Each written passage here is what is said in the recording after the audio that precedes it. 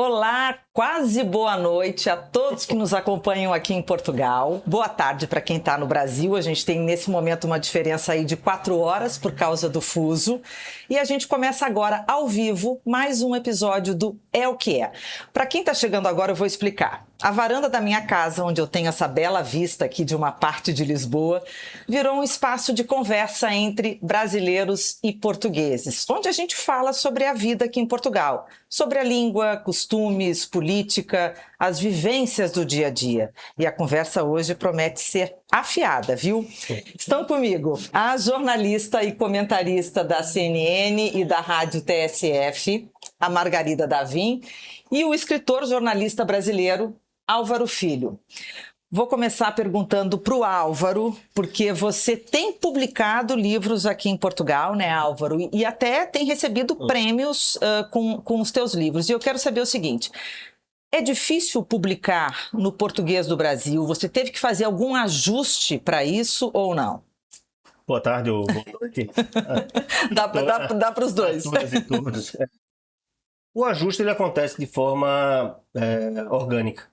A primeira vez que eu me confrontei com essa história de que o português havia uma modalidade chamada português europeu em vigor, foi na universidade, eu vim estudar e depois eu fui meio que sendo confrontado na universidade e depois quando eu comecei a trabalhar com jornalista também. Nos meus primeiros momentos como jornalista havia uma certa dificuldade de eu escrever. Uhum. De eu escrever como jornalista. Eu trabalhei muito com vídeo, fazendo um pouco desse trabalho, sempre gravando um português que estava falando português. E só depois, com pouco tempo, eu saí um pouco dessa bolha de escrever apenas sobre o nosso nicho, sobre as eleições brasileiras, sobre futebol na época da Copa do Mundo, do Mundial. E no caminho paralelo havia o caminho como escritor. Nunca fui um escritor muito conhecido nem no Brasil e aqui eu tive que lutar, apesar dos prêmios.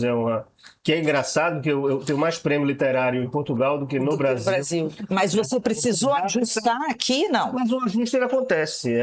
Mas veja, o primeiro livro que eu escrevi aqui em Portugal foi contratado por uma editora espanhola, que é a Planeta, mas a minha editora me pediu para escrever como personagem português. E foi uma loucura para mim.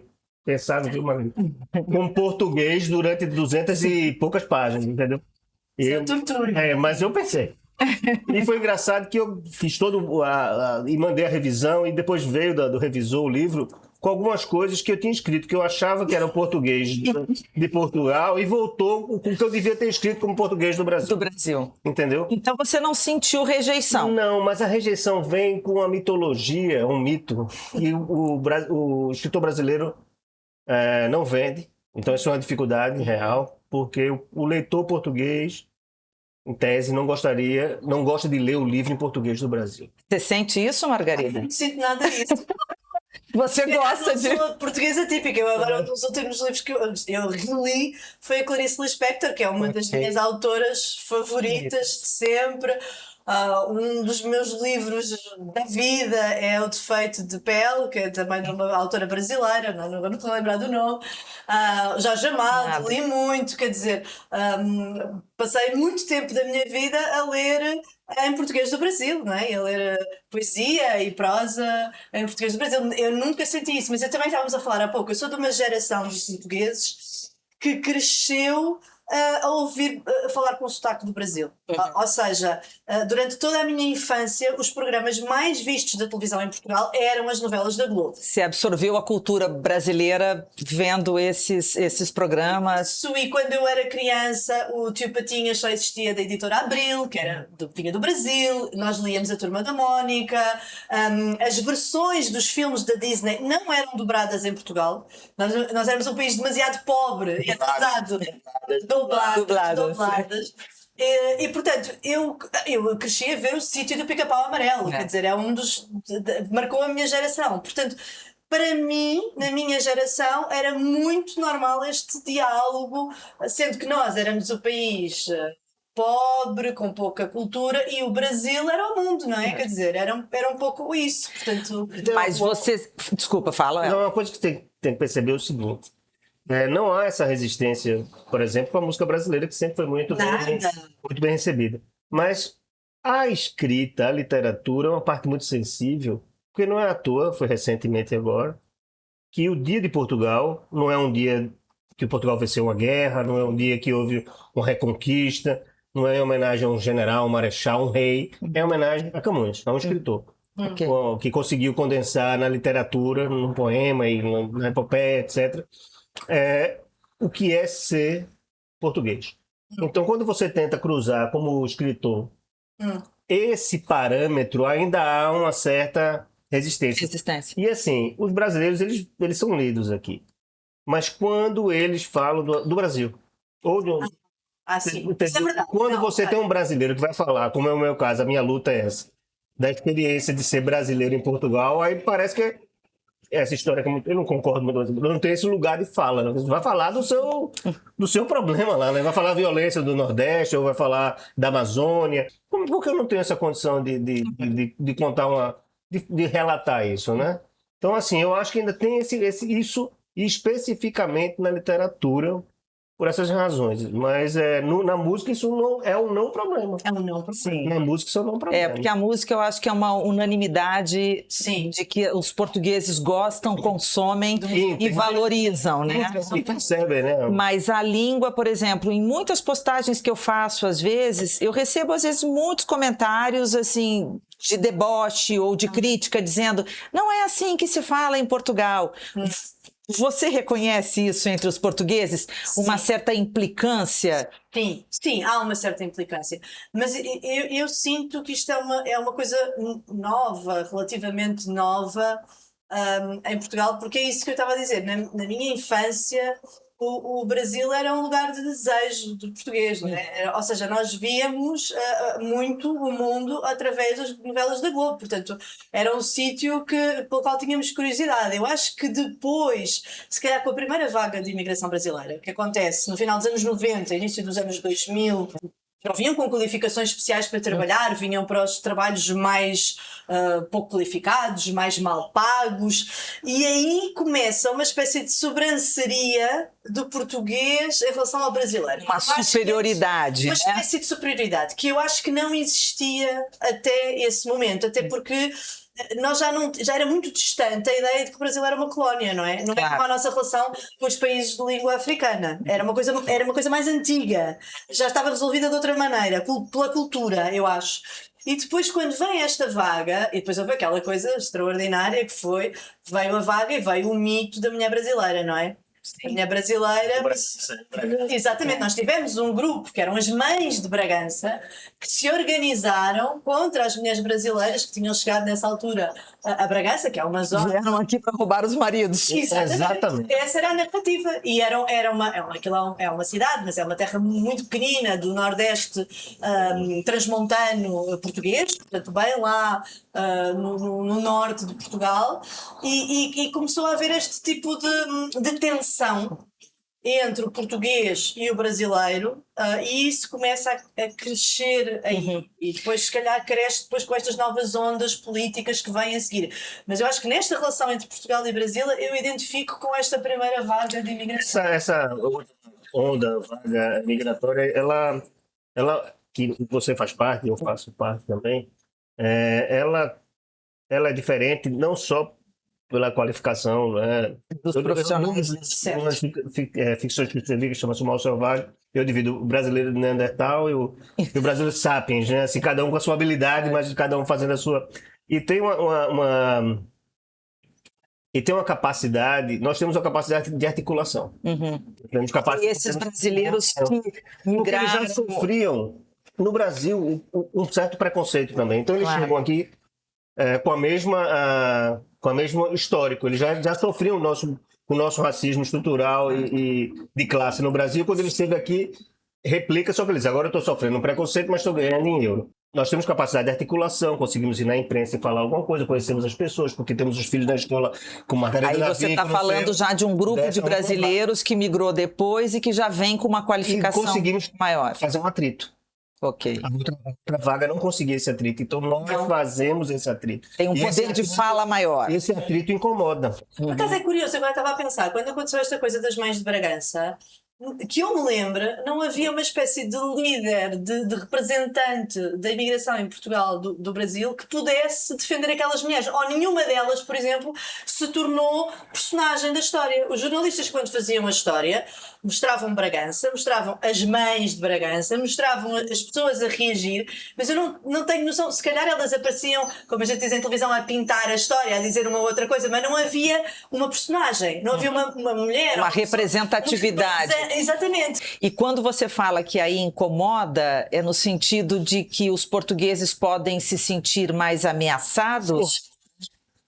Confrontados com uma opinião. Uhum. A nossa performance digital é muito interessante, do brasileiro, seja onde tiver. Então, quando alguém escreve alguma coisa, vai ter sempre um brasileiro que vai estar repercutindo, colocando, partilhando aquilo, né? Então, é um outro tipo que realmente ajuda nessas tensões. Pois é, isso ia ser... Vocês dizem pautas, né? Não, temas em Portugal, que não eram temas em Portugal na relação com o Brasil. O facto de ver essa gente mais articulada, com outra classe social e com outra capacidade financeira, económica e cultural, trouxe, por exemplo, a ideia do roubo do ouro do Brasil. Okay. A ideia das reparações. A ideia... Isto não era um tema. Nós em Portugal temos essa visão do Camões, de epopeia. Nós estamos na escola romântica, completamente romantizada, dos descobrimentos, da mensagem do Fernando Pessoa. É tudo lindo, não há um questionamento sobre o que é que pode ter corrido mal ali, ou o que é que não foi bom. Estes temas do colonialismo nesta perspectiva, porque eu não me lembro de quando era criança e muito jovem haver esta ideia de que havia uma ideia que historicamente o Brasil tinha sido uma colónia, mas não era uma tensão colonial. E agora, com esta nova vaga de imigração e com estas pessoas com esta formação, isto passa Esses assuntos vieram à tona. E mexem na nossa psicanálise mais.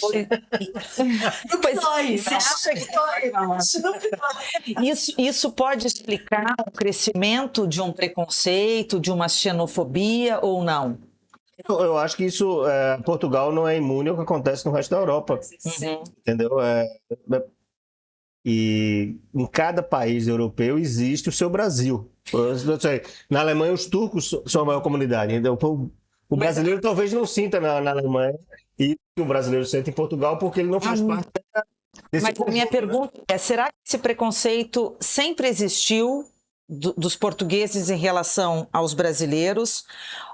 Ou o crescimento de partidos políticos da direita favoreceram que essas questões viessem também mais à tona? Tem uma reunião com 5 portugueses e uma pessoa, todo mundo tem que falar inglês por causa dessa pessoa. Então isso gera uma antipatia. Gera uma antipatia. E o português não reclama nessa situação? E às vezes é deslocada para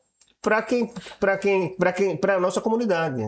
Eu acho que ela não sei se é só isso. Eu acho que isso é uma parte. Mas existe, obviamente, o crescente da extrema-direita. Mas eu acho que a extrema-direita precisa do outro. E o outro pode ser o turco, na Alemanha, pode ser o brasileiro ou o paquistanês. Sendo que a extrema-direita em Portugal não é muito vocal anti-Brasil, porque muito do seu financiamento vem de financiadores brasileiros. Portanto, há também uma narrativa na extrema-direita portuguesa que é: não, calma, a imigração brasileira é diferente, porque eles são mais como nós. E, portanto, há essa narrativa que tempera em determinados níveis. Mas isto opera em muitos níveis. Mas a extrema-direita alimenta-se da ideia do outro. E, portanto, se o outro é brasileiro. Se é paquistanês, se é do Bangladesh, é a ideia da tensão social que está associada a alguém que vem de fora. Eu já ouvi muito, por exemplo, em corridas de aplicativo de carro, de alguns portugueses falando assim, eu gosto de puxar conversa, né, como boa jornalista. Faz sentido. E de portugueses falando assim, porque assim, os brasileiros ou os africanos que vieram das antigas colônias, a gente se entende, a gente tem o mesmo costume. Agora, esses muçulmanos vêm para cá, daqui a pouco Portugal já não é mais Portugal. Daqui a pouco tem esse preconceito maior com esses imigrantes. Já chegou no Brasil, eu acho que muito também para a questão econômica também, né?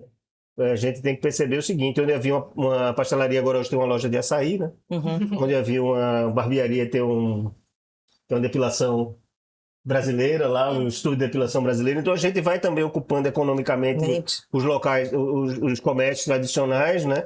E gera esse tipo de impasse, né? Agora, isso é um caldeirão muito difícil da gente entender de onde vem. De onde a gente vem, né? Porque fica esse morde e assopra da extrema-direita, né? Nós somos iguais, tal, mas quando complica para todo mundo. Complica para todo mundo, tá entendendo? Agora, vocês estavam falando desses brasileiros que começaram a vir na década de 90, no começo dos anos 2000, depois os brasileiros que já vieram nos últimos 10 anos, que já ocupam outro tipo de vaga de trabalho aqui. O que vocês notam de diferença? Você chegou em 2016, a Margarida tem mais poder de fala ainda em relação a isso. O que mudou em Portugal, do Portugal de quando você chegou, e quais as diferenças que você, Margarida, sente hoje aqui com esse boom de imigrante que tomou Portugal? Olha, eu não sinto... Não sente diferença? Não é isso. Eu não vejo, eu não vejo a imigração como uma ameaça. Nós somos um país, nós, portugueses, Portugal, somos um país de imigrantes. Quer dizer, nós estamos aqui em Lisboa, Lisboa era árabe, foi tomada aos muros. Sim, Lisboa, na sua história, conviveu com os mais diferentes povos, né? Foi romana, foi muçulmana, foi... Estes territórios... A Visigoda quer dizer, portanto, eu não vejo as coisas desse ponto de vista. Eu sinto, se há uma tensão que eu sinto, é com a desigualdade económica de alguns que nem se chamam imigrantes, chamam-se nómadas digitais, chamam-se expatriados, enfim, chamam-se investidores, que vem com poder económico que está a tornar a cidade impossível. E isto não é culpa deles, é culpa de não haver regras na habitação, por exemplo, é culpa de não haver uma regulação do mercado. Impossível porque a cidade está impraticável e cara para o português. Claro, está. Não, a cidade está completamente, a cidade está a expulsar. Quer dizer, o português não consegue hoje usufruir o que o turista usufrui aqui. Temos dinheiro para isso, então o nosso salário isso é muito triste, isso é muito triste. Nós não conseguimos viver nos bairros onde vivíamos e isso não é culpa do imigrante. Claro que não. Claro que não. É culpa desta desregulação, é culpa daquilo que se chama a gentrificação, da turistificação da cidade, ou seja, de repente a cidade é uma cidade para ser um hotel, para ser um restaurante gigante, para ser uma discoteca. Sim, o turista, temático. Por exemplo, alemão ou francês chega aqui e acha a cidade barata. Embora cada vez menos. Hoje o custo de vida em Lisboa está cada vez mais próximo ao que seria em Paris ou em outra capital europeia, em Berlim. É aí que nasce o problema. São as primeiras vítimas da especulação imobiliária. Aliás, houve aqui há uns tempos um incêndio numa casa que depois se descobriu que albergava, não sei, dezenas de imigrantes. Há um sistema de cama quente que as pessoas pagam para dormir umas horas e depois saem, vem outra pessoa para ali porque está tão caro. E eles são as vítimas desta exploração e desta especulação. Eles são quem sofre mais. Não é? Sim, até para dar um pouco de noção, tem pessoas pagando hoje 500, 600 euros para alugar um quarto aqui em Lisboa, né? Num bairro considerado mais bem localizado. Né? Tem esse valor. Houve um caso interessante, não era nem um quarto, né? Que eram dois condutores de aplicativo, né? De Uber, né? Sim. Que enquanto um estava a dirigir, o outro estava dormindo na mala. Na bagageira do carro, sim. Eles se revezavam nisso. Porque os expatriados, eles realmente não têm culpa, mas precisam ser controlados, porque tem um poder econômico. Mas assim, tem um fenômeno que acontece hoje em Lisboa, que é o café do expatriado, né? É um café que abre no horário comercial, assim, de 8 às 6 da tarde, porque é o horário que o cara vai lá trabalhar. Não, às vezes há um ao pé da minha casa que fecha às 4 da tarde. Pois é. O que para um português é estranhíssimo, porque 4 da tarde ainda nem saímos do trabalho. Mas ele ocupou um espaço que era de um café local, onde o velhinho, né, descia para ir e havia um monitoramento. Que acontece muito isso não só no meu quiosque lá, mas também na pastelaria. O quiosque em Alvalade, que é o bairro onde você mora. Eu não vou na pastelaria, se eu passo muito tempo sem ir, as pessoas no grupo do WhatsApp perguntavam onde é que... Mas essa pessoa que ia nesse café, ele não vai frequentar esse outro café, e essa pessoa desaparece do radar Um café com leite lá custa 4,5 €. E essa pessoa desaparece. Não existe mais esse controle, esse monitoramento. Cadê a dona fulana? Tá bem e tal? Porque desaparece. E aí depois ela é encontrada 3 meses depois no apartamento, morta, porque ninguém sabia da vida dela. Então, assim, o poeta, ele é vítima também disso. Ele não sabe, às vezes, por onde atirar. Mas quando existe um discurso da extrema-direita que é organizado, que tenta explicar um problema muito complexo de uma forma bem simples, aquilo cai no colo da pessoa e a pessoa tem uma capacidade de dizer a culpa é do indiano, daqui. Sim, eu tenho que achar uma justificativa que seja mais vítima, perto de ele, mim. mais vítima ainda do que ele. Sim, isso acontece, por exemplo, muito na Zona da Baixa, que é ali na parte histórica de Lisboa, os portugueses já não reconhecem mais as tascas, os restaurantes, porque já não são mais portugueses, né? O dono é um indiano, é um paquistanês, e que não está muito, às vezes, preocupado se a comida vai ser boa ou não, porque o turista que não gostar hoje, amanhã vem um outro turista que vai comer ali, então ele não quer fidelizar, não está preocupado com isso. Só que isso é triste, porque também tira a identidade da cidade, né? Você perguntou a minha experiência. Quando eu cheguei aqui, eu fui morar em Alfama, que é muito parecido com Olinda. É um pouco. Assim, naquela cidade histórica de Olinda e tal. E eu peguei uma tradição, por exemplo, ainda peguei uma peixaria em Alfama. Tinha uma peixaria lá que eu ia comprar, eu não conhecia muito de peixe. E eu me lembro que eu ficava lá na frente do balcão e a peixeira ficava meio irritada lá, dizendo assim, e aí? Eu disse, não, eu tô aqui tentando aprender. Ela fez, então compre um livro. Você quer aprender? Compre. Com aquela simpatia, né? Mas assim, tinha a pessoa ali, tinha embaixo da minha casa era uma mercearia que fechava na hora do almoço, porque ele ia almoçar em casa. Ainda tinha uma coisa mais rústica, né? Mas em pouco tempo isso foi mudando e o idioma em Alfama passou a ser o inglês. E isso, embora os portugueses são muito bons nisso de falar em outro idioma, né? Não só o inglês, mas e cheio dos Airbnbs. Mas os caras ficam obviamente chateados que ele tem que sair de casa e tudo que ele tem que lidar naquele dia tem que ser em inglês. E às vezes a pessoa não sabe. Um dia no meu, agora é um bengalo, né? Não é mais um indiano. Alguém estava querendo comprar um cortador de unha. Sim. E eu não sabia em inglês como era cortador de unha. E ficamos os três. O português, que não sabia dizer inglês, eu não sabia ajudar. E o cara fazia assim. E o cara trazia tudo. Tudo. Quase tudo que ele tinha lá disponível para tentar solucionar o problema. E o cara foi bom. Isso gera uma frustração no cliente. Claro. Querendo comprar um cortador de unha e não consegue resolver esse problema. Então, assim, todas essas nuances, elas fazem com que a situação fique meio sustentável. O grande problema é que o poder público não quer resolver isso. Esse é o problema, porque isso tem solução. É para aí que não quer resolver isso.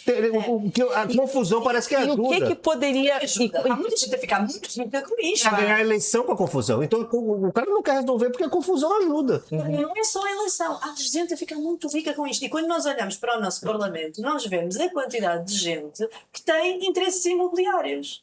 Ora, ter uma casa, ou ter várias casas, porque ter só uma casa não é riqueza nenhuma, não é? Se a minha casa valorizou muito, eu vou vendê-la, preciso do dinheiro à mesma, eu não vou dormir debaixo das notas, eu vou ter de comprar uma casa nova, não é? Uma cabana, não dá. Portanto, ter muias casas, e há pessoas que herdaram muitas casas, herdaram dos pais, porque sempre foi, historicamente, uma maneira da classe média em Portugal a forrar dinheiro, comprando imóveis. E viver das rendas. Isto é uma coisa antiga, não é uma coisa que acontece agora. Isso acontece agora, sim. O que acontece é que aqui há uma série de gente que tem salários muito baixos através do trabalho e de repente, através destas bolsas, às vezes herdadas, consegue começar a escalar socialmente e consegue fazer muito dinheiro. Então, o que você quer dizer é que para essas pessoas não é interessante que haja um equilíbrio. Não, claro que não. Quanto maior essa renda, quanto mais cara estiver a renda, para ela melhor. Claro, eu não sei se é o caso da Câmara. Mas onde está a solução? Tem tantos movimentos aí de protesto contra a especulação imobiliária. Ele nunca participou de nenhum. Não. Mas houve um protesto dos donos de imóveis, de alojamento local, e ele foi. Ou seja, mesmo... Aí está o poder. Aí está o dinheiro. é um gesto, né? A política se faz de gesto, né? Mas eu acho que é um problema que é solúvel. Outros países, outros capitais estão resolvendo. Muitas soluções. Estão tentando Mas resolver isso. pois é, qual seria a solução para Lisboa não ficar tão refém do próprio do turismo, Há muitas da soluções. própria exploração? Por exemplo, tem que ver com a taxação a partir do segundo imóvel, não é? Se os impostos aumentarem muito, quanto mais... Uma coisa é eu ter uma casa porque eu preciso de um teto para morar. Outra coisa é eu começar a viver das rendas. Essa é uma solução, não é? O que nós estamos agora a fazer, e também há a possibilidade de controlar preços, há a possibilidade de haver mais construção pública, que a Áustria, por exemplo, que é um dos países europeus com o maior parque habitacional público. Nós, Portugal, somos dos países que têm menos casas públicas, somos para aí 2% do parque habitacional é público. Portanto, ter mais casas públicas ajuda a controlar as rendas. Ora, o que é que nós estamos a fazer agora? Estamos a dar benefícios fiscais, ou seja, a fazer com que as pessoas paguem menos impostos para rendas de 2.300 euros. Para casas que são vendidas até 660 mil euros. E quem vai pagar uma renda de 2.300 euros quando o salário médio aqui em Portugal é o quê? 1.500, 1.400 euros? Por aí. Ou seja, quem é que vai pagar? Vão pagar os estrangeiros ricos que vêm de fora e os estrangeiros pobres que vão viver todos em cima uns dos outros para pagar essa mesma renda, porque o que interessa no fim é receber aquela renda e não interessa muito bem quem é que vive lá e em que condições vive lá. Por exemplo, em França há uma lei que faz com que seja crime a especulação de casas que não têm condições de habitabilidade. Ou seja, se eu estou a pôr os tais imigrantes do Bangladesh 30 numa casa com 2 quartos, eu posso incorrer nesse crime, porque eu estou a aproveitar-me da vulnerabilidade deles para especular e estou a deixá-los numa situação até de risco. Pode haver incêndios, é perigoso viver assim. A gente começou a comprar os imóveis comerciais no centro da cidade e eles, para relocá-los, com atividades que são para quem mora no centro da cidade. Ou seja, se você mora na Baixa hoje em dia e quer ir num supermercado, é difícil. O supermercado só vende coisas para turista. Ok. Né? Ele está preparado para receber o turista. Se você para fazer uma feira lá, vai ter um problema. Então, assim, não tem escola. Não tem, ou seja, então em Paris uma multinacional do ramo da alimentação quer comprar aquele lugar, aquele espaço, eles não fazem isso. Eles vão privilegiar outro tipo de imóvel, mesmo com menor poder de compra ou econômico, mas que faça sentido para uma vida em comunidade. Né? Você falou em escola, agora eu vou entrar nesse assunto que eu também queria.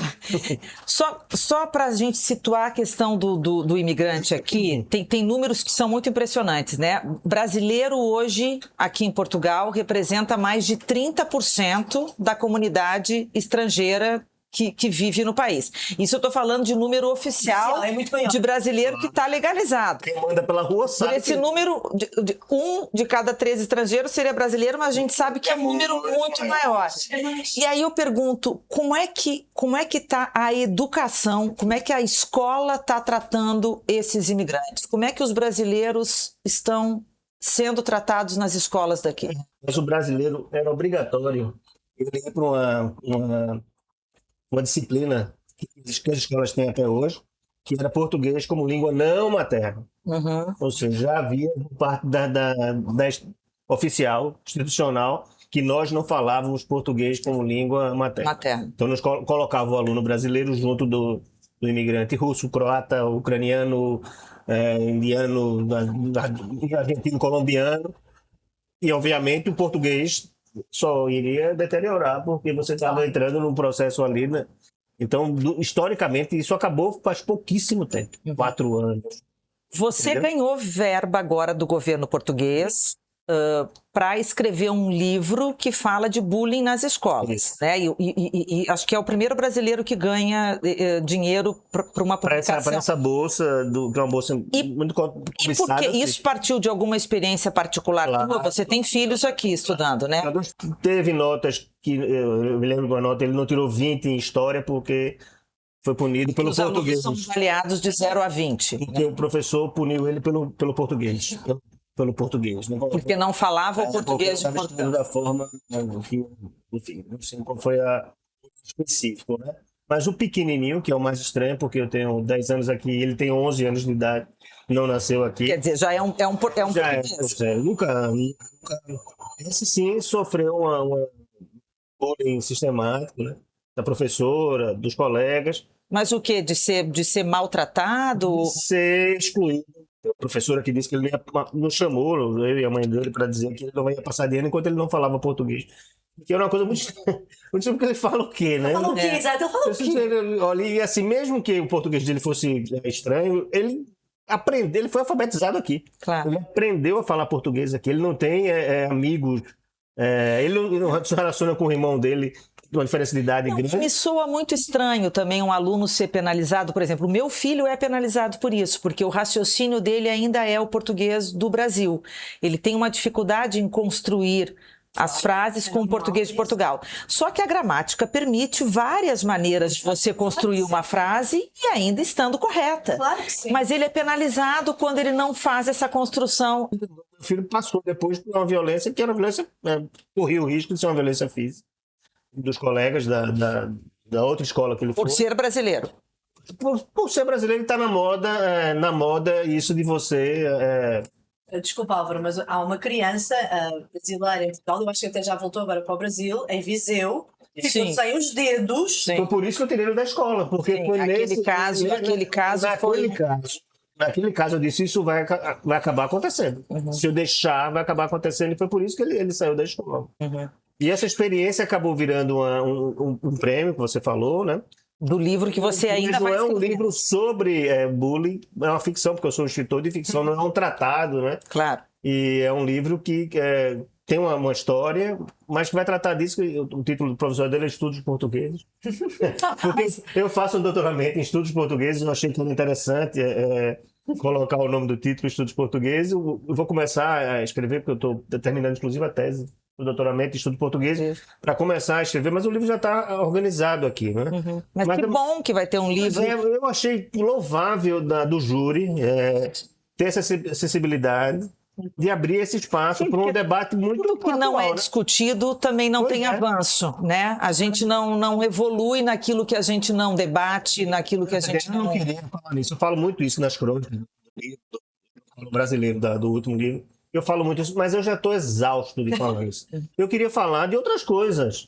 Mas eu tenho que defender essa pauta, porque é uma pauta da comunidade brasileira, e se eu tenho voz, consigo escrever no jornal ou ser publicado, eu não vou virar as costas para isso. Mas eu queria estar falando de afinidades, eu sou uma pessoa bem-humorada, né? Eu queria estar falando de outras coisas, assim, mas infelizmente eu tenho que As tuas crónicas são bem humoradas, quase sempre. sim, eu aguento também, tem que... Mas vocês acham que nessa questão o ensino privado ele tá melhor do que o público? Não O aluno sofre menos? Não acho que Você, por exemplo, você acha que ensino privado e público hoje estão ali igual ou você... Infelizmente Não. Não, infelizmente não. Você, se tivesse que escolher, escolhe o privado. Quer dizer, depende, depende, porque eu andei na escola pública, não vou dizer a minha vida toda, porque na primária, que são aqueles primeiros 4 anos, andei num colégio privado, mas depois o resto todo fiz numa escola pública. E sou uma grande defensora da escola pública. Acontece é que a escola pública tem sido muito maltratada pelo poder político. Tem havido um enorme desinvestimento do poder político. Portanto, Interesses privados por também. interesses privados, para estimular, precisamente para os pais que têm algum poder económico, e às vezes não muito, às vezes fazem um esforço brutal para pagar um colégio privado, mas para os pais se sentirem pressionados, acharem que não há outra alternativa. E há uma diferença enorme entre aquilo que era a escola pública em que eu andei e muitas escolas públicas que há hoje. Porquê? Porque os professores, no meu tempo, eram muito bem pagos e eram socialmente valorizados, e hoje não são. Os professores não tinham as tarefas administrativas e burocráticas que hoje têm. Havia um investimento muito maior, não havia telemóveis ou celulares, não havia ecrãs na escola, e isto faz muita diferença. E não é por acaso que muitos colégios privados, uma das coisas que vendem é precisamente o serem analógicos. Isto é uma coisa que é apelativa para muitos pais que se preocupam com esses riscos para as crianças. Por exemplo, é extraordinária a forma como o Brasil deu esse passo na limitação dos ecrãs das crianças. Isso é uma coisa extraordinariamente importante. Em Portugal, agora este governo, já depois do Lula ter tomado essa decisão no Brasil, já começou a abrir esse caminho, mas ainda está nas mãos do diretor da escola decidir se faz ou não essa proibição dos ecrãs dentro dos espaços escolares. Mas eu, por exemplo, meu filho está numa escola pública e eu tenho muitas dúvidas se eu tomei a decisão certa ou não, porque assim, ele já enfrentou anos com problema de falta de professor, Sim. que Mas atenção, conseguiu resolver de maneira rápida, mas eu vejo que às vezes tem escolas que chegam a ficar difícil. um mês sem um Mas professor de atenção, determinada Se disciplina. calhar vamos ter de falar de habitação outra vez, porque O professor não consegue pagar a renda, o aluguel aqui. privada já é um problema, às vezes, a falta de professores. Claro que depois eles têm outras capacidades, às vezes conseguem pagar mais, às vezes não querem pagar mais. Por exemplo, nas creches, nas crianças mais pequeninas, os salários das educadoras de infância são muito baixos e é quase impossível viver em Lisboa com aqueles salários. Então o que é que acontece? A pessoa até vem trabalhar para a escola em Lisboa, mas a partir do momento em que encontra qualquer emprego perto de casa, sai. Isto acontece nos colégios privados em Lisboa, a meio do ano, desaparecerem professores porque eles conseguiram outra colocação perto de casa. Ou até, agora há professores do privado que estão a sair para o público porque é mais fácil conseguirem colocações no público. Lá está. Por causa do preço da habitação. Ninguém concorre para o centro da cidade e um que está num colégio do centro da cidade não se importa de ir para a escola pública do centro da cidade e assim fica com um vínculo ao Estado. O bom do público é que eu acho que abre, o aluno ele sai de uma bolha, né? Porque ali Principalmente a nossa aqui em casa eu brinco que às vezes parece a ONU, porque tem menino que é angolano, tem moçambicano, tem português, tem brasileiro. Mas eu perdi isso, entendeu? Não só de outras nacionalidades, mas de outras classes sociais e culturas diferentes. Sim, a vantagem é que aqui você consegue conviver com essa diversidade, apesar de alguns problemas, mas com segurança, coisa que no Brasil, já em grandes centros, você não consegue no ensino público, né? Aqui você ainda tem segurança, e isso é muito importante. Isso de você soltar, por exemplo, seu filho está na adolescência, Tá né? E assim, é importante, eu acho, ele ter alguns mas se isso for muito abusivo, realmente mas tem a capacidade de responder, né? No caso do meu mais novo, ele não tinha o preparo emocional para responder. Mas o mais velho passou por isso bem, sempre estudou em escola pública, fez a Antônia Arroio de arte, que é uma escola de referência. Especial. Referência, né? Estudou na universidade pública, fez o Erasmus, ele gozou um intercâmbio, né? Português e europeu, mas ele tinha mais força. Não é força física, é força para argumentação. Até porque nós lá somos muito irônicos, né? O pequeno está começando a aprender a responder com ironia. E eu acho que faltou um pouquinho ele ter esse tipo de força. Mas vou colocá-lo de volta. Vou colocá-lo de volta na escola pública, né? Em breve vou fazer um intensivo de jiu-jitsu. Se ele precisar de alguma coisa, que é uma arte muito ligada ao Brasil, né? E vou ver se vou dar essa segunda chance. Não, no próximo ano, ele ainda faz um ano lá da escola privada, mas é uma escola interessante, a Voz do Operário, uma escola, não sei se é de esquerda, que eu diria. É muito de esquerda. De esquerda, né? De base marxista, né? Sim, então o pessoal que está lá, se ele sofresse bullying na Voz do Operário, eu não sei o que eu ia fazer. Aí eu realmente ia entregar os pontos. Embora. Eu acho que se ele fazer. Mas assim, eu acho que é uma pena. Se você conseguir lutar para que ele permaneça na escola pública, eu acho que... Ele adorou meu filho, apesar, por exemplo, ele tem problemas com relação às críticas do português, né? Ele está sofrendo para conseguir ter uma nota maior, mas ele adora a escola e ele disse que a melhor decisão foi ter colocado na escola pública. Ele gosta. Então, ótimo. E realmente acho que te dá uma visão de mundo que no Brasil a gente não tem essa chance. Que aqui professor, proporciona.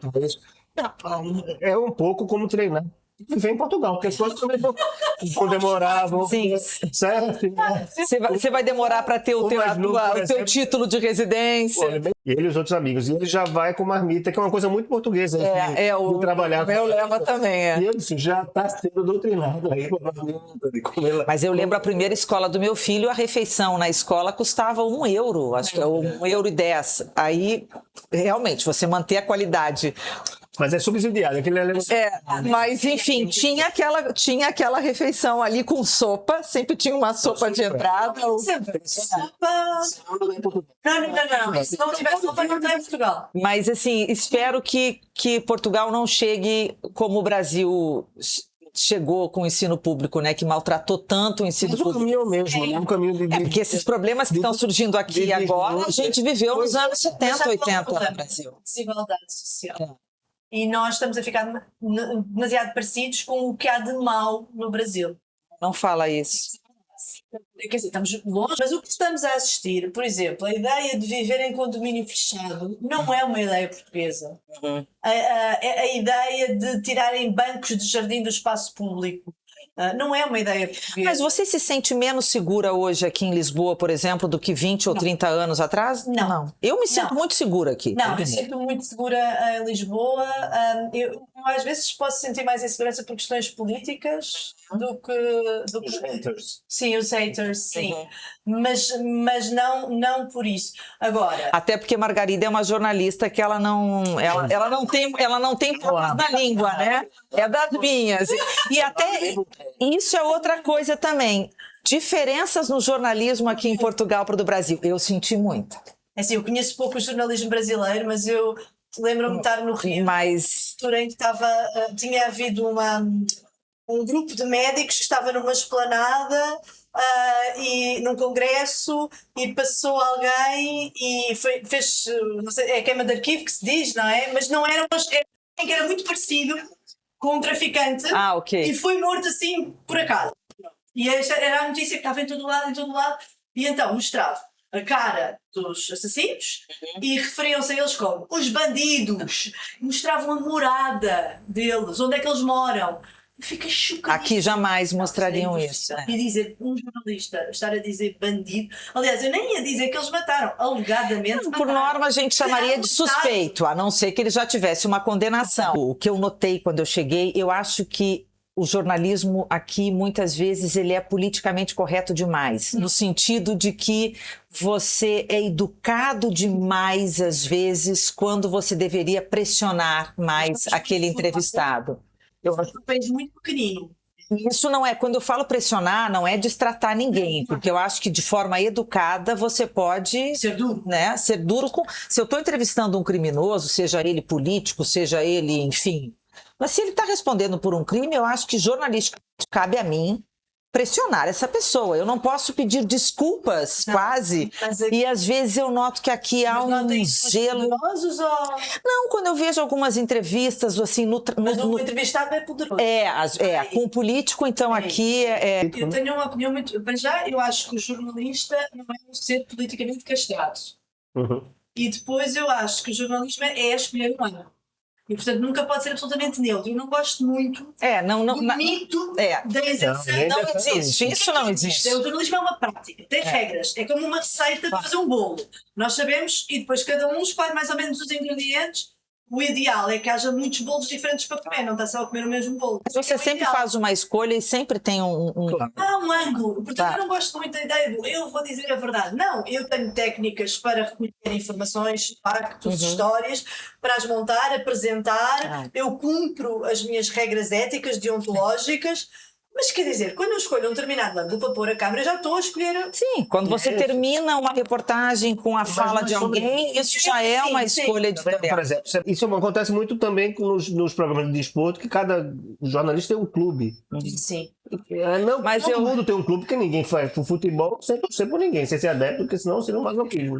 Eu não gosto de futebol, mas vou fazer tal. Tem uma expressão que a gente às vezes no Brasil usa que é o chuta-porta, né? Eu acho que a gente tem uma forma de fazer jornalismo no Brasil que às vezes a gente realmente comporta para e que aqui é mais difícil. É muito pequenininho.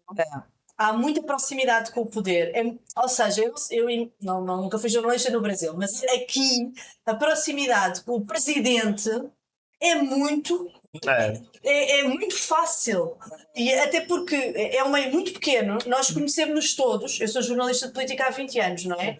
Portanto, quer dizer, as pessoas já rodaram todas por todo o lado, já nos cruzámos em muito sítio. E há uma proximidade que se calhar inibe uma agressividade. Há esse problema também, eu acho, porque você está muito exposto. Há muito. Porque eu encontro político em todo lugar, no quiosque. No quiosque eu encontro O próprio político. presidente aqui, o anterior, O Marcelo Rebelo frequentava ali a praia em Cascais. Você tem uma foto? Não, eu não tenho. Deve ser a única. Todo mundo tem uma selfie.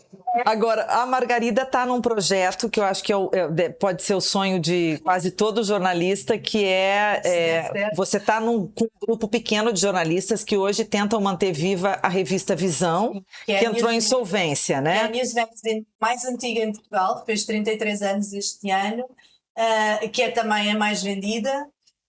E que estava num grande grupo de mídia que faliu, não é? E então há aqui um grupo de jornalistas, 12 jornalistas, que se juntaram e estão numa luta para comprar o título. Neste momento ainda não conseguimos comprar. Mas vocês saíram recolhendo fundos. Sim, nós fizemos um crowdfunding. Uma vaquinha. Uma vaquinha em euro é ótima. Sim, que em 9 dias tínhamos mais de 200 mil euros. Vaquinha boa essa. E já aumentou muito depois disso. Que é um sintoma não só de que as pessoas gostam muito da Visão, que tem uma marca histórica com um legado, mas também é um sintoma de como as pessoas aderiram ao nosso posicionamento. E o nosso posicionamento é jornalismo independente, mas comprometido. Claro. Comprometido com valores. Por isso é que eu não gosto daquela coisa do neutro. Sim, mas o independente é você não ter uma obrigação de seguir nenhuma linha editorial específica, a não ser uma obrigação em ofertar ali o que for mais próximo da verdade de tudo que vocês estiverem tratando. Nós dizemos independente é porque nós não somos nem um panfleto partidário, nem temos um posicionamento ideológico, nem estamos ligados a nenhum grupo económico. Portanto, temos independência do poder político e económico. Agora, somos comprometidos com valores, valores humanistas, com valores progressistas, mas é que isso hoje já não é assim tão claro, não é? Ou seja, quando nós temos um partido de extrema-direita que faz uns cartazes na rua e diz isto não é o Bangladesh, e a Visão faz uma capa e diz isto é o Bangladesh, e faz um dossiê sobre o país, a cultura, a comunidade, a história, a relação histórica entre Portugal e Bangladesh. Isto é um posicionamento. Claro. Isto não é neutro. Não é, claro que não é neutro, mas assim, o que eu quis dizer com não estar preso a uma linha editorial, quando você se reporta a um veículo específico, você tem que respeitar aquela linha editorial daquele veículo. Quer dizer, nós temos a linha editorial da Vocês, Visão. na verdade, estão criando, né? Sim, mas respeitamos um legado, não é? Estamos de mãos mais livres relativamente ou seja, de que é que nós vivemos? Nós vivemos neste momento de quem vai à banca comprar a revista ao papel. É a nossa grande receita. Como nos bons velhos tempos. Ou seja, temos ainda publicidade, claro, mas estamos numa situação em que não podemos fazer contratos muito longos porque ainda não comprámos a revista, não sabemos como é que vai ser, portanto a publicidade não é uma fonte de receita assim tão pesada nesta nossa estrutura, infelizmente até. O online para toda a gente. Sim, porque vocês escrevem também de cá, cada um da sua casa. Estamos 100% de teletrabalho, cada um, mas é uma equipa super sénior. Não é? Que isso ajuda muito. Claro. Isso ajuda. Isto não era fácil de fazer com gente que não tivesse experiência. Claro. Está na nossa equipa a pessoa que fez a primeira capa da Visão há 33 anos, que era uma reportagem em Angola. Sim, até para manter a identidade também que a revista... Exatamente, as pessoas têm décadas de visão, eu sou a mais nova ali e com menos experiência de visão, mas a maior parte das pessoas tem mais de 20, 26, 30 anos de visão. São pessoas que têm esse legado, têm essa experiência. E o que é muito engraçado, o que é muito curioso, é que não só as pessoas entraram para a vaquinha com muita vontade, como as pessoas têm estado a ir comprar a revista. E há uma coisa que nos deixa muito felizes, que é a quantidade de mensagens que nós recebemos todas as semanas a dizer eu acho que a revista está melhor. a revista melhorou. E também a quantidade de gente que oferece trabalho para a visão. E isto também é um sintoma mau. Ou seja, há pessoas que sentem que têm ali um espaço que se calhar noutros sítios não têm. Não teria. Para publicar certas coisas, para dar voz a certos problemas, a certas entrevistas com certas personagens, certos ângulos. E ali é um espaço muito independente, muito livre, que nós queremos que seja muito plural, não é? Ficam de fora os racistas, os misóginos, os transfóbicos, os homofóbicos, mas já tivemos, por exemplo, tivemos há pouco tempo um número sobre o 28 de Maio, que é o início da ditadura de Salazar em Portugal, e tínhamos uma pessoa que é um ideólogo da extrema-direita portuguesa, que é o Jaime Nogueira Pinto, que é um intelectual, verdadeiramente o intelectual da extrema-direita em Portugal, a escrever a sua visão sobre esse momento histórico. Portanto, nós não fechamos as portas. Temos a nossa identidade, temos os nossos posicionamentos, mas com responsabilidade. Sim, não, isso claro, isso sempre, senão... Sabendo muito bem a que é que estamos... Senão não seria nem jornalismo, né? Mas essa luta da visão foi muito bonita, né? Uma luta que eu não conheço, não temos paralelo lá no Brasil. No Brasil, acho que não. Isso, né? Eu andei a pedir a todo tipo de personalidades de todo lado e alguém me disse, que o Gregório está sempre em Portugal. Claro. E eu pensei, ele nunca me vai responder na vida. Respondeu na hora e falou no arranque do Calma Urgente, na visão. Que maravilha. Foi ótimo. Tivemos muitas contribuições depois dele falar, portanto, obrigada. E tivemos todo o tipo de pessoas, todo o tipo de políticos, alguns de direita também, de centro-direita, muitos de esquerda, muitas pessoas das artes, da música, apresentadores de televisão, enfim. E, portanto, nós estamos neste momento num imbróglio jurídico, estamos à espera que nos digam quando é que vendem o título, e estamos a fazê-lo, pronto, estamos a viver das receitas da venda da revista e estamos a conseguir pagar os nossos salários. Mas estamos à espera que isto se resolva e a nossa campanha, nós temos uma campanha que era de redes sociais, não tínhamos dinheiro para fazer mais nada, que se chama Não Fechem os Olhos, foi feita por uma agência de publicidade que trabalhou para nós sem ganhar nada e que ganhou agora vários prémios com a nossa campanha na Semana da Criatividade. Nós ficámos muito contentes, mas isso para dizer o quê? Tivemos muita gente a dar trabalho, os nossos advogados não ganham dinheiro, estão a fazer isto para nos ajudar. Se quiserem uma jornalista brasileira para escrever. E temos neste momento gente de Brasil a escrever, várias pessoas aliás, a escrever coisas para Eu acho que vai ter que ser um caminho natural, né? Com tantos brasileiros vivendo aqui. Não é só pelo volume, né? Nós falamos muito do impacto do português no Brasil, mas a África, daqui a um médio prazo, vai ter mais falantes que o Brasil, né? Os países africanos, o Brasil está numa curva descendente da população, né? Chegou naquele estágio que os países... Está a ficar rico. Está ficando rico. Está do dinheiro, né? Está começando a ter uma inversão. Já foi 220, agora está 210. E os africanos serão 250 milhões em breve.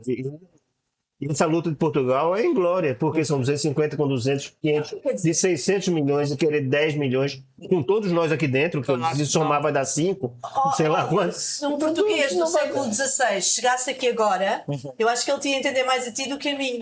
Talvez que nós me entendemos. Não, mas a verdade, o português é uma língua viva. Nós temos muitas palavras neste momento a usar que vêm, por exemplo, de África. Nós temos O bué é maravilhoso. O bué é muito, né? Então, assim, a língua é viva, ela vai evoluindo. Isso quando escrevendo o nosso português e falando, hoje já tem muita gente na televisão também. Eu acho que os respondentes da CNN são brasileiros, são sim. Mas tem um livro teu que é Eu Não Falo Brasileiro, né? O que é esse livro? Na verdade, são crônicas, né? Que é o nome da minha coluna na Mensagem de Lisboa. Eu falo brasileiro. Que é isso é muito comum, porque os brasileiros não gostam que eu diga isso, né? Mas assim, eu não tenho nenhum conhecimento gramatical, linguístico, para dizer se o brasileiro, se a vertente brasileira já poderia ser um idioma à parte. Isso não me cabe, né? Eu acho assim que quando você vai criar uma briga. Quando o português diz que a gente fala brasileiro, que é uma coisa que me chocou, porque eu vim muito para Lisboa como turista e nunca ninguém me disse isso. Só quando eu comecei a morar que a pessoa falou, E né? você falava brasileiro. Isso, Eu gosto da vida a dizer aos meus filhos, quando eles dizem, não sei quem fala brasileiro. Não fala brasileiro, fala português. mas quando você estabelece isso, você faz uma diferença. Você estabelece uma diferença, né? Porque a diferença que não é interessante para quem, no Brasil, tudo bem. O cara não precisa, tanto faz ser português como brasileiro. É Mas para nós que moramos aqui, se isso for oficial, se um dia houver um idioma brasileiro, o seu filho não vai ter que ter fazer um DELI, um TOEFL, para provar que fala português para ter Para ter a nota. nós, para trabalhar na televisão, também vamos ter que fazer um teste de comparação. Ou seja, a vida que já é difícil vai se tornar muito mais difícil. É por isso que o título é Eu Não Falo Brasileiro, porque é uma marcação política. Noção política. Porque o português, de uma forma geral, ele tenta fazer essas marcações, né? Por defesa, como também a gente faz, né? No Brasil a gente tem o japa da lavanderia, tem o tuga da padaria, nós temos também a nossa forma de fazer a distinção, né? Claro. Mas como nós somos muito parecidos com o português de uma forma geral, até fisionomicamente, marcou a questão linguística. Sim. É a questão linguística que pega no nosso pé, né? Eles, em outros ex-colônias, eles fazem isso de outra forma. Mas com o português, com o brasileiro, ele faz isso. Então, quando eu digo que eu não falo brasileiro, porque eu acho que é uma coisa de defesa. Claro. Da minha condição de imigrante. De você se pontuar ali, de se eu acho colocar. porque senão isso vai... É tudo que talvez quem luta por isso, por essa divisão, quer. Que torne oficial.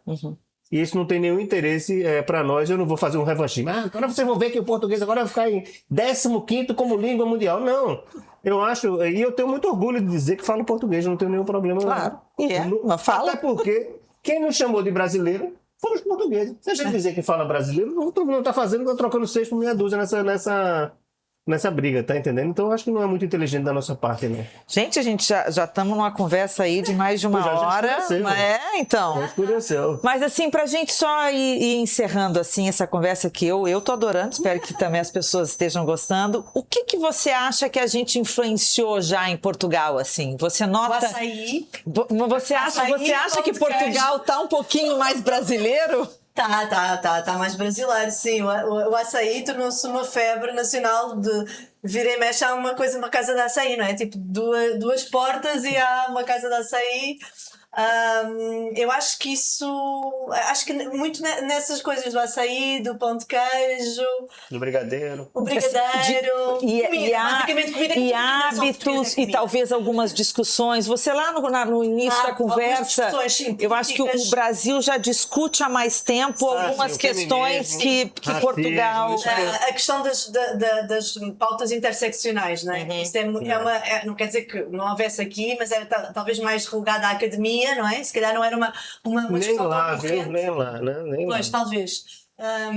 Esta ideia da reparação histórica, do reconhecimento, da ideia do próprio colonialismo, porque nós fomos endoctrinados no lusotropicalismo, não é? Ou seja, nós somos os colonizadores bons. Os espanhóis eram os maus. Os holandeses eram os maus. Nós inventámos o mulato. Portanto, nós somos bons. Pronto, fim de história. Está tudo bem. Pronto. É um resumo muito Mas é isto. simples da história. Nós chegámos aos sítios, éramos ótimos, misturámos-nos. Nunca ninguém diz violámos as indígenas. Não, misturámos-nos. Não fomos tão agressivos, tão violentos. Misturámos-nos e nasceram mulatos e nós somos os responsáveis por isto. E era a colonização em português suave, não é? Tipo, não aconteceu nada de mal. E nós passámos gerações, muitas gerações, a geração dos meus pais, dos meus avós, a ouvir isto na escola, não é? E a ler isto no Camões, e a ler isto no Fernando Pessoa, não é que eles tenham escrito exatamente isso sobre tudo o Camões, é a leitura que se faz sobre toda essa história, não é? Ou seja, são as camadas que se põem em cima. E então, quer dizer, como é que não vamos acreditar nessa história? E de repente há alguém que nos diz, não, espera, a minha trisavó foi violada, eu sou... Não é bem assim. Não é? Não é bem assim.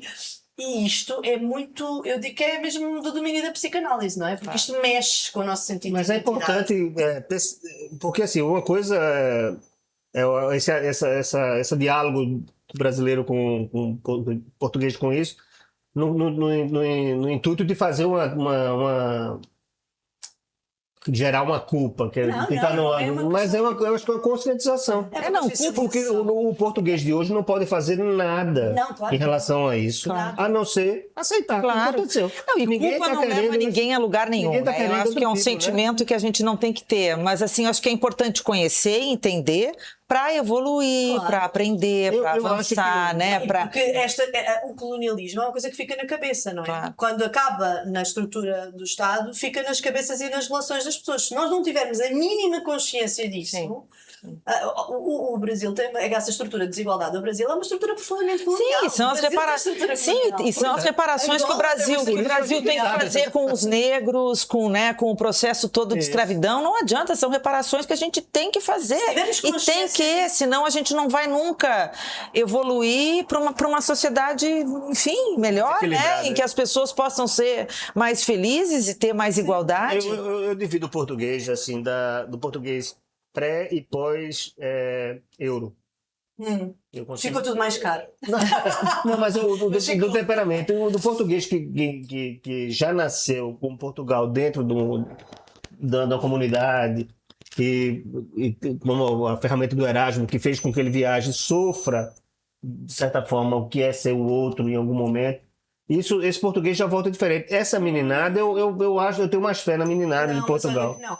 Porque assim, o que é que aconteceu aos portugueses durante o salazarismo? Foram ilegais para a França, não há imigrantes legais na época do salazarismo, toda a gente pulava a fronteira, aliás dizia-se sair do país a salto, era saltar a fronteira a pé muitas vezes, ilegal, ia viver em barracas nos arredores de Paris, chama-se os bidonvilles, que é um nome chique para dizer que as pessoas viviam debaixo de telhas de zinco, e viviam extraordinariamente mal. Ou seja, os portugueses eram muito maltratados em França. As mulheres eram as porteiras e os homens eram os construtores Faziam civis, os muito maçons, não é? do trabalho que os brasileiros vieram fazer Para aqui. cá, na Suíça, no Luxemburgo, se há povo que sabe o que é ser o outro, somos nós. Nós quisemos foi esquecer. Que é diferente. Ok. Mas essa juventude eu vejo um pouco, e é que eu ia dizer um pouco da contribuição do Brasil. Eu vejo em uma certa juventude uma alegria. O Pedro Cardoso tem uma fala muito engraçada que ele diz assim: Portugal é como estar na casa da avó. O brasileiro, né? É muito familiar, mas é aquele móvel mais antigo, né? As pessoas têm umas coisas mais estranhas, tem um sapo na parede de louça, tem umas coisas assim. O bordadinho, a renda. E eu acho que aos poucos tem uma juventude, obviamente, que está sendo cooptada pela extrema-direita. Isso existe. Mas eu acho que é uma mas eu acho que minoria. a gente tem uma certa leveza entre os mais jovens e Eu também acho. talvez essa leveza contagie um pouco a mentalidade portuguesa de achar as coisas sempre tão difíceis. Eu acho que é isso que eu acho que se alguém perguntar o que é que caracteriza o povo português, é achar tudo muito difícil, que nada vai funcionar de primeira, que nada. Eu acho isso Quando tu exaustível. perguntas, como é que tu estás? Tu nunca dizes estou bem. É. Vai-se andando. Ou se você dá uma sugestão. é. Eu aposto que quando vocês da visão forem dizer que ia acontecer dessa forma, que vai acontecer agora, Vai correr mal. vai correr mal. Isso não vai dar certo? Não, vai não, ser vivo, claro. porque não tem Doidos. Isso nada pode ser É porque fácil, eu nada acho pode que ser tem viável. Isso uma que tem- vontade. O português naturalmente ele gosta de reclamar, Gosta, né?